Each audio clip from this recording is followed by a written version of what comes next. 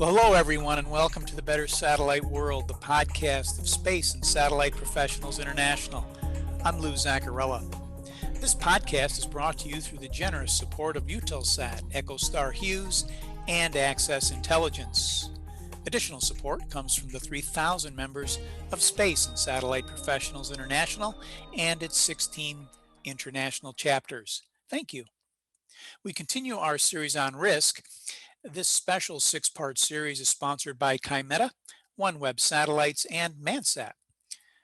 Today, we're going to talk about entrepreneurship, and we're going to look at it a little differently than we did with Hall of Fame inductee Jim Oliver a few weeks ago. So what we've done, we've invited two people to speak with us about entrepreneurship's kind of hidden traps. There's always some area that can freeze a great idea and stop it dead in its tracks or slow it to the point where it doesn't work as designed. And those are the things we want to avoid. Sometimes the impediment is cultural or regulatory or gender or something. So how do you avoid that kind of risk? Well, Katherine Gizinski and Carol Craig have something to say on the topic. Katherine is the CEO of ManSat. ManSat provides international spectrum regulation for all types of satellites. ManSat also offers a range of value-added consultancy services that can help entrepreneurs and satellite operators manage their complex business environment.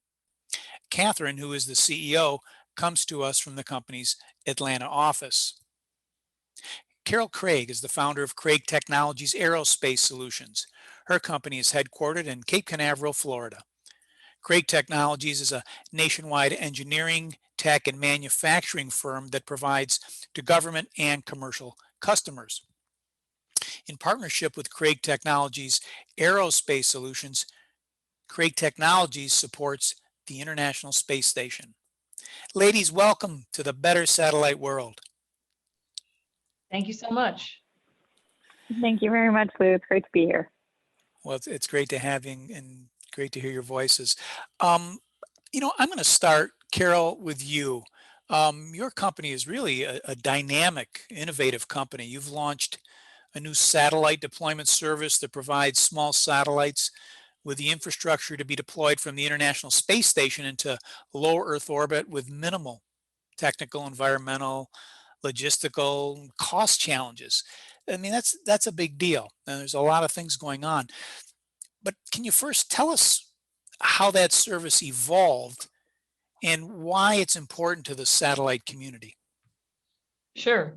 Yeah, so it definitely was an evolution. You know, as you mentioned in the introduction, I've actually got two companies, Craig Technologies and then Craig Technologies Aerospace Solutions. And Craig Technologies Aerospace Solutions, which is CTAS, as we refer to it, it is actually more of the manufacturing side, the one that's focused on commercial space, but it could only be successful because of Craig Technologies, who started the company focused on engineering and technical solutions for both government and commercial, but primarily government customers. And that would be NASA, DOD, kind of your standard US-based customers. And a lot of that was supporting, like I said, NASA, but it was supporting launch support services, engineering, all the different programs that are out there related to space, and that's evolved into commercial. So we're more of a services kind of a business, and it was people and the expertise of our people. We moved more to manufacturing hardware, but it was a little more of the pieces, parts. So again, we're in a support role.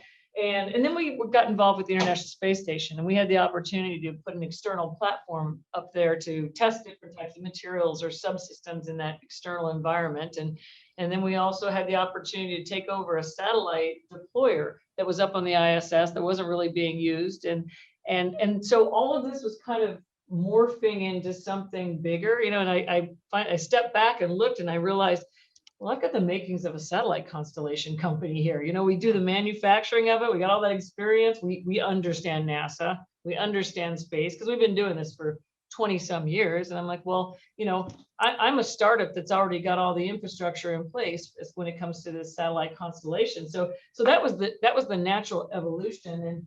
And also what was coming out of that is I kind of looked around and, based on our expertise, we saw that there was a bit of a gap when it came to enabling smaller emerging technology companies and enabling them to be a part of the space ecosystem, right? So it became our goal. We looked at it to develop this on-orbit testing platform with our satellites. And so, our mission is to enable the rapid and affordable development of disruptive applications and technologies for space.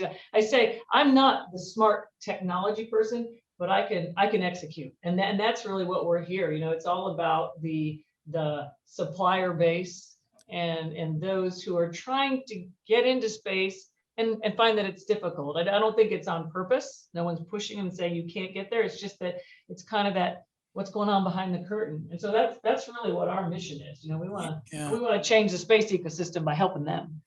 Yeah.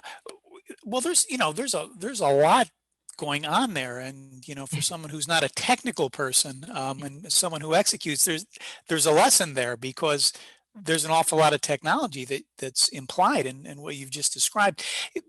Just Carol, give us a timeline on the ISS work. When did that actually begin? When did you start Sure. working? Yeah. So, and actually, I should say I do have several engineering degrees. So I say I'm not technical, but there's a lot smarter people out there when it comes to technology. But yeah. So that was right around 2016. And actually, I started the manufacturing facility back in 2012. So this has been a long time, in progress, and it's been self-funded. So as you can imagine, it takes a little while when you're trying to do it yourself without investors and things like that. So it was around 2016 that we started our work on the external platform, and all of this was kind of on our dime, unsolicited proposals to take over that equipment, with the idea that we want to focus on not just our U.S. government commercial customers, but also international community, because I do see a lot of countries out there that I would call underrepresented countries that want to build their space program, but it's cost prohibitive. So again, we're talking, 2016. What is it? That's been 5 years now. And we met Katherine. I don't know how many years now. It's been 2 years. It's all about relationships, like you said. It's those partnerships and the value add that companies like ManSat bring to others. So I think this has been the last few years. But we're on the precipice now of really everything's coming together, and the next couple of years look really awesome, actually. Yeah. And just to finish the questions, to start, you then realized there were opportunities. So it wasn't part of the original business plan to be serving the constellations as you have. You just said, hey, I smell an opportunity here and I'm going to go for it. Absolutely. Yeah. That's probably one of my flaws. I'm always like, ooh, that's a good idea. Ooh, look at that, shiny objects. Right. But it was a big shiny object. It really was saying, hey, I don't think this is as hard as it looks, and I want to take advantage of this opportunity and do something cool. Oh yeah, you're classic. Yeah, you're a classic entrepreneur. Okay, I got you. Well, Katherine, it is harder than it looks, although entrepreneurs generally don't see that at the outset. So tell us first about ManSat's USA operations and how you guide those relationships between entrepreneurs like Carol and the execution of their business plans and the impact of the regulatory sector to make that happen. Absolutely. And, part of what I love about what Carol's doing is she's making space more accessible and reducing and removing those barriers for new players, for new innovation, for other entrepreneurs. And that's something that's absolutely baked into what we do at ManSat. And also, something you mentioned, Carol, that makes me laugh, but it's so true of the space industry. You say, not as technical as others, but you've got multiple advanced degrees in engineering. And that's so true about this industry. If you step outside your area of expertise for a half second, you realize, wow, there's a depth of knowledge here that I don't have. And that's okay. We don't have to be experts in everything in space. Space is hard. It's gotten easier than it once was, but it is still hard. And companies like CTEC, like CTES, like CraigTech are again trying to come alongside those new innovative movers to support them, to provide the expertise that they don't have in-house and they don't need to have in-house, and still can achieve their operational goals. So what we've done at ManSat, of course, is, some 20 years ago, we started in the Isle of Man, and we've grown from there. we now have operations in the UK, in London, in Iceland, as well as in the US. And so in addition to our spectrum access offering at the ITU, we also offer customized consultancy services. That activity can range from global market access to training and onboarding of regulatory staff, to working with regulators, establishing new regulatory regimes, knowledge transfer, et cetera. And then, of course, anything and everything related to accessing that spectrum at the ITU and at the global markets, working through the regulatory cycles to advocate for change internationally, regionally, and within markets. So for startups, our goal is for that operator, for that startup to successfully navigate the regulation, which is critical to commercial operation. Typically, that takes the form of full outsourcing of regulatory needs. So we walk through a few steps. We identify the operational requirements, then we assess the feasibility based of achieving those requirements based on the applicable regulation as it stands today. Then we determine the optimal way ahead, leveraging the existing regulatory regime, and design a long-term regulatory strategy, which is particularly important for newer technology and newer applications, so that we can clear the way for those groundbreaking technologies to come to market. And it's a lot. And, we worked with clients to shape regulation, to advocate for new allocations, and again, to establish regulatory frameworks where they were previously non-existent. And so our goal is to take all of that and boil it down into a transparent, approachable process for our startups so they can focus on what they do best, and we work with them on what we do best. So again, we're clearing the path for them to ultimately come to commercial operation and have a successful system. Yeah. And again, that's also a lot. I mean, because it also infers that you really have to know or anticipate what is going to happen long into the future. Absolutely. And, as we really test the existing regulatory framework, which is, by design, not proactive, it's not looking forward beyond the scope of its charter, it's responding to the driving needs of the global operators. Mm-hmm. It is a huge undertaking. And again, it's not something that can be done in passing. You really have to have somebody dedicated to that effort that's looking around those corners for you. Yeah.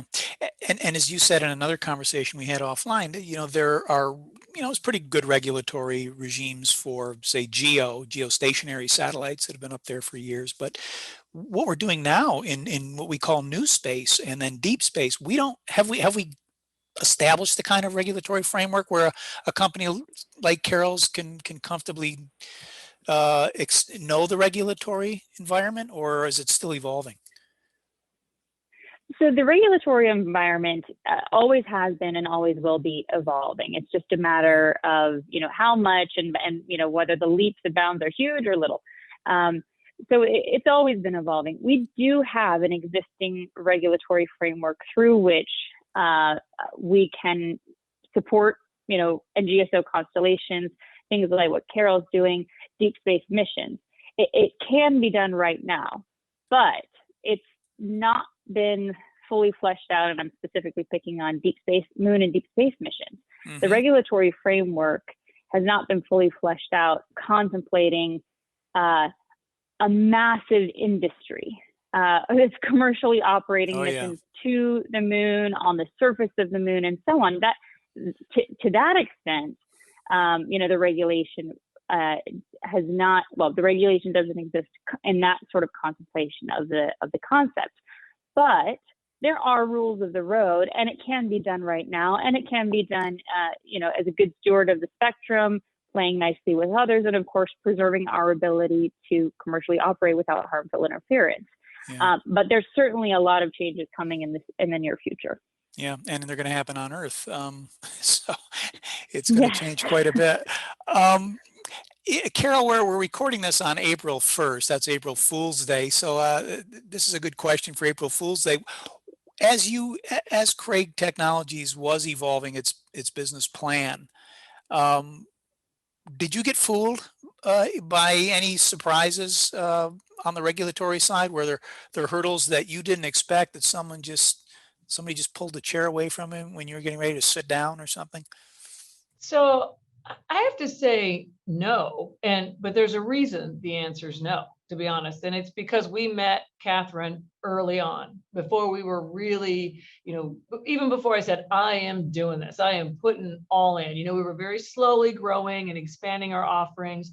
When you work with the ISS, you work with NASA, in a sense, they're handling all the regulatory kind of stuff, right? So especially if you're up on the ISS, and if I'm deploying other people's satellites, okay, great, I don't have to worry about it. So it all changed when it was my satellites and my constellation. And like I said, I was already, we were talking to Katherine, and she just paved the way and made it smooth. But I also had the advantage of, reading the news and seeing, a couple companies that made some mistakes and had some surprises and had to pay big fines because they hadn't done all these things. So it's been surprisingly easy, but again, because of ManSat and because of that partnership, because we don't know what we don't know, and we still don't know. I just go, it's like my accountants, my lawyers, and ManSat. There's my three critical. Wow, there's how about that? A new advertising line for you, Katherine. I love it, Carol. Well, and I'm being honest, it's those things that I go, where's my accountant ManSat? There's a jingle. Yes. Yeah. and things continue to pop up, but with these guys as a partner and having that reach back, we're anticipating that they will ask, and I have somebody I can repeatedly ask the same questions, like, wait a minute, explain that whole launch licensing thing again, explain that whole landing rights thing again. In the early days, it made it a lot easier. And so again, very, very lucky that I just didn't jump right in, and we had the support of these guys. Yeah. So what was your biggest risk?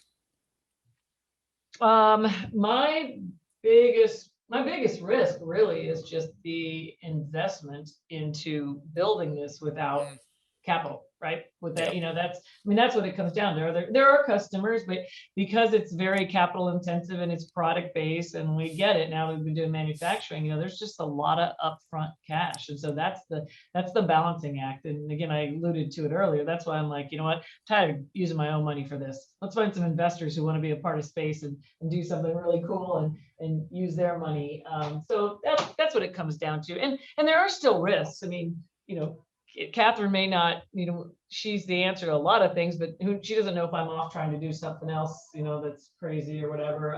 So, there's other, regulatory issues. Insurance, how about that one? I mean, that's certainly a very tricky one. I've had a lot of conversations related to that, and it's just another one of the risks, I guess, there.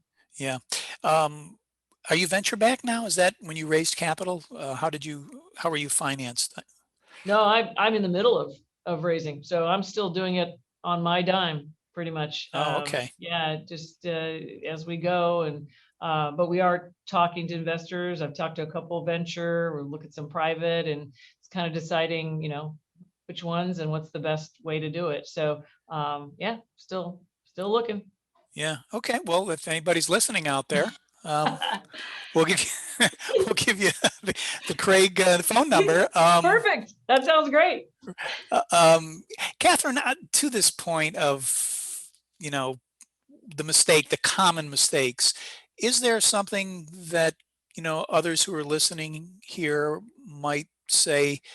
I'm going to ask Katherine, what's the most common mistake or thing most neglected when it comes to our go-to-market strategies? And Katherine would say, hands down, underestimating the impact of regulation across the board. I mean, our focus is spectrum specifically, but space is a heavily regulated industry, whether it's the spacecraft itself or ITAR or, implications for what markets you want to serve and what implications those carry in the other markets you want to serve. And then, of course, the spectrum regulation itself. absolutely unequivocally underestimating the impact of regulation on your ability to serve your target markets is huge.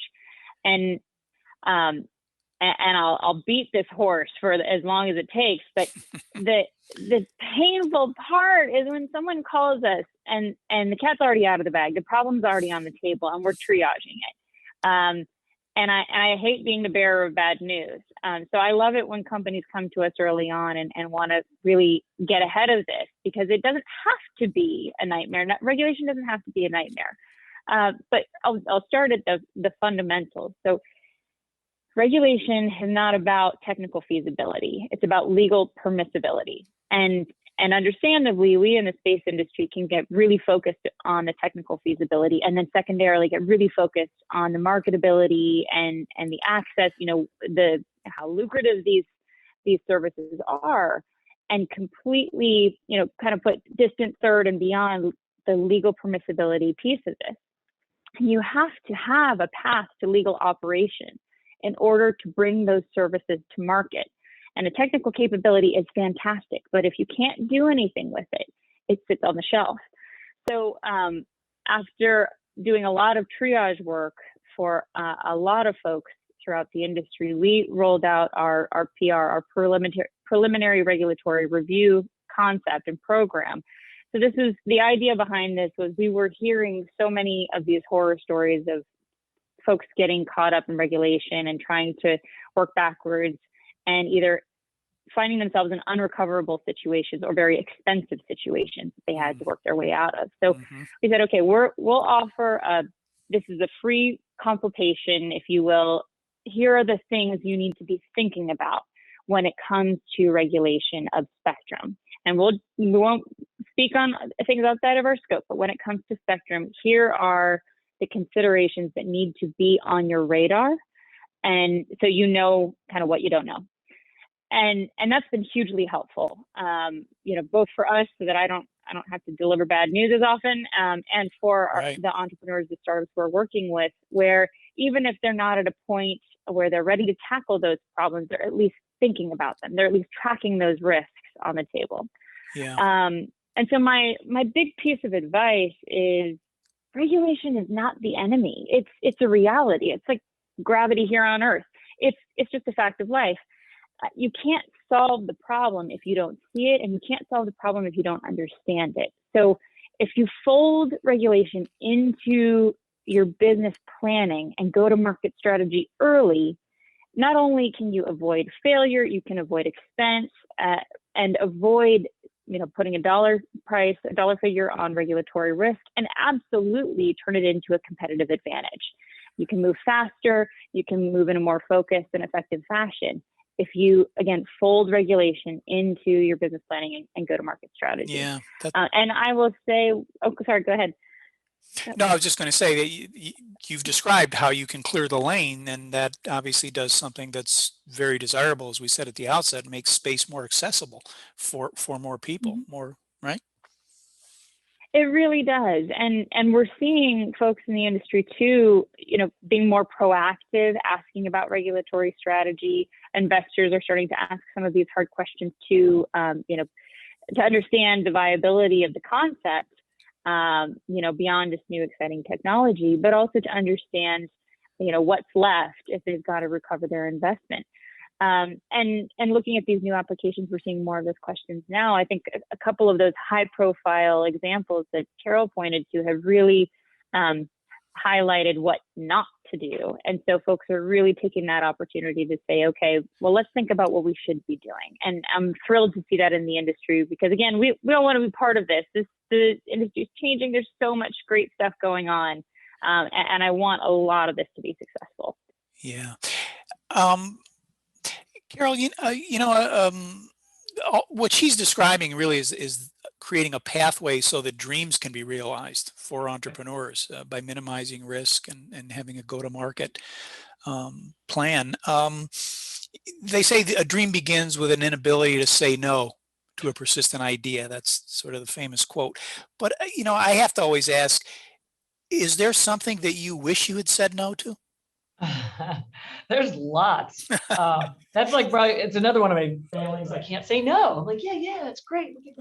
Well, I know I'm that about you. Yeah. Yeah, exactly. I'm an engineer, right? I'm a problem solver, and I know that there's an answer to every problem. There's always a solution. It may not be the one you envision initially. It may be a little more expensive, or it may whatever it is. There's always an answer, and that's why I always say yes. I've been asked the question a few times, like, would you do things different? She said no, and I would. The answer is always I wouldn't change things because where we are right now is pretty amazing. Yeah. It's been a very difficult track though. So yeah, if I went back, I would maybe, be a little more aware of what I'm getting myself into maybe. But I've also had the advantage, like with space, I do want to mention, this kind of falls in line with what Katherine was saying, because we were a government contractor, we're probably the most conservative of risky entrepreneurs, right? Because we know Right. there are a lot of regulations and rules and things you got to follow when it comes to, supporting the government. And so ITAR, we've been, registered, certified, whatever you want, compliant, for years there. We have clearances, there's things, it's the same kind of idea as the regulations and the licensing when it comes to space, that you don't want to be that person that looks back and goes, oh shoot, yeah, I wish I had done this, and then I wouldn't be in jail now or something like that. Right. Right. So, Yeah. Well, yes, that for yes, sure. You would say no to that. yeah, exactly. So I'm honestly, I'm pretty conservative in that way. And yeah, I think I probably would have changed it a few more years ago, maybe been a little more focused. I wish I'd seen this vision now, with the constellation earlier. But then again, I don't think the stars wouldn't have aligned like they did, with Katherine, and the market right now is really taking off. And I just think our idea and our test platform is, in the perfect, place to be able to support. So yeah, it's that, the dream to the reality. I feel like my dream just keeps getting moved to the right. I'm like, I don't know when reality is going to happen, or if we're just going to keep doing Right. this. And eventually we'll see. Well, you're in the right place at the right time, which is also, an important part of this. And I think, frankly, if you're aware earlier of how hard it's going to be, you may not do it. I used to have a history professor who was brilliant, but he said, if I knew how hard it was going to be to get a PhD in this field at this time, I would have never done it. Absolutely. So Absolutely agree with that. Yep. So he went ahead and did it. But one of the things you did do recently is launch a new flight test platform allowing for, opportunities to conduct microgravity research in unpressurized space. And that's a big deal. So you said yes to that. Can you just briefly tell us about that? Yeah, that was actually super cool. We had an opportunity to work with Space Florida and CASIS, which are now the ISS National Lab, to apply for a grant, which we received, and we built this external platform that went up on the ISS. And it was supposed to be 1 year in the making, but it's kind of like when you do renovations on your house, it ends up being 3 times as long and 3 times as expensive. And that's a little bit of what happened, but that's okay. So yeah, so we had the opportunity to build this platform and put it outside of the ISS, and it went up in about a year ago, and it just came back down. And the beauty of what we were able to create was something that supported all kinds of customers. So it's very configurable. So if somebody wants to test before they spend all the money on building a satellite, launching it, and that kind of thing, they can take advantage of setting it up, whether it's an antenna they want to test, or a camera, or maybe it's just materials. I mean, we had some customers like Lamborghini. Lamborghini wanted to test a material coupon to see how it would perform in external and extreme, environment of space, as opposed to having to take one of their cars out and sit it in the desert for 6 months or something like that. So here was something very easy to do and to utilize space to their advantage. And again, we could reconfigure and have multiple customers on this. And it was really cool. And it just added to our knowledge and our learning and our experience of how everything works. And again, that's kind of why I feel like we're a good option for these other companies, because we've done this now, and we can be there to hold your hand. And you're the smart ones with this technology, and you just want this tested, hand it over to us. We got it covered. You go on and invent and change the world with your technologies that way. Yeah, and again, a great service to be able to provide to the large ecosystem we're forming and Yeah. taking more and more of the global economy with us, and creating more of it. Um, Catherine, Carol's, she's very enthusiastic. You can tell from her voice. She's, you've met your match here because you're the same way. Um, I have to ask you, Catherine, from a global perspective, because ManSat, presides over a global market and is the leader in it. What's the importance of making space more accessible for more companies? Oh, you're absolutely right. Carol's hugely enthusiastic, and we love it because this is a great time to be in space. Gosh, the importance of making space more accessible. I mean, I almost don't even know where to begin. Ultimately, space is for all, and we have to use it as good stewards of the space, both in a physical sense and in terms of sharing our spectrum and preventing harmful interference, so that we can enable these massive industries that employ, such a phenomenal amount of people that's growing and growing each year, and for the betterment of the world. And so, I go back to, early on in my career, I had the opportunity to support a program that provided connectivity in a hostile environment. And I saw pretty clearly, pretty early on, just how critical that lifeline was. And that left an impression on me. And that was using, commercial satellite capability. That wasn't some special thing developed for, only one government military forces. This is a commercial satellite service that was absolutely saving lives in a hostile environment. And I've carried with me ever since. And over, the period of my career, I've seen an evolution in the services we offer, the things that make life better on a daily basis, bringing connectivity to the unconnected, making education more accessible. I mean, the importance of making space accessible for innovation and for the expansion of our ecosystem of connectivity for lots of different folks around the world. I don't even know how to put the weight on it that it deserves, but Right. It's absolutely huge. Yeah. It's absolutely huge. Yeah, no, I think that's very well said. As we get toward the end here, Carol, you were a veteran, correct? Yes. Yep. Yeah, and as I understand it, a service disabled veteran. Yeah. A Yeah. naval flight officer, service disabled. Yep. Very good. And a woman-owned small business, all of those things. But Woman-owned. when you were in the service, did you imagine that you would be doing this now? No, not at all. It's funny, people have asked me that even about, growing up. And I remember dating myself now, but I remember being very fascinated by Isaac Asimov. Ray Bradbury is my absolute favorite author. My favorite quote is one of his. It's sometimes you just have to jump and build your wings on the way down. Yeah.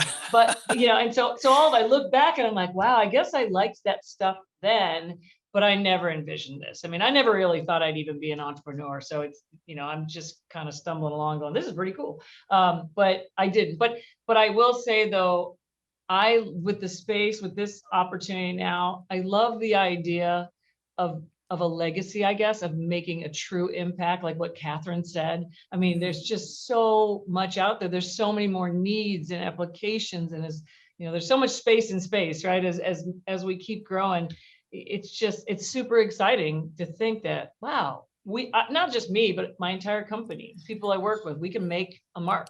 We can actually impact the betterment of our environment. And it sounds like I'm preaching or or making it up or whatever, but I truly believe that. I never would imagine this ever.